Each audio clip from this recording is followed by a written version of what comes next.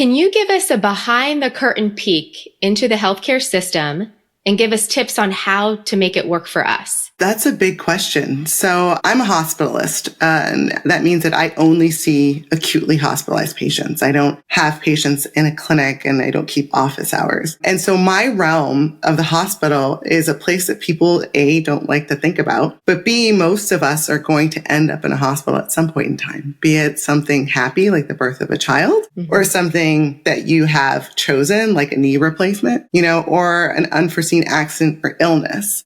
And so the hospital tends to be this black box, right? Even doctors who practice in the clinics, they'll say like, I don't really know what happens to my patients once they go in the hospital. And I think it's really just unfortunately the fragmented nature of healthcare in this country, right? Everything kind of works in silos and hospitals are no different. And so the thing that's going to be really helpful for patients or their people who are advocating for them, right? Because not everybody is able to make their own healthcare decisions or speak for themselves when they come in the hospital. Right. The thing that makes a big difference, I always tell people, be number one, the owner of your own information. If you can give us clear, consistent information, or at least where to get that information, you're going to be helping make a big plan and make a safe plan for you. And the second thing is advocating for yourself means being involved. And I think a lot of the times, unfortunately, people come into the hospital and there's an idea that this should work, right? I think if you've ever interfaced with hospital, you understand that it doesn't always work. It doesn't always work the way you want it to. And so if you're engaged and you are participating, that's going to be the biggest thing that's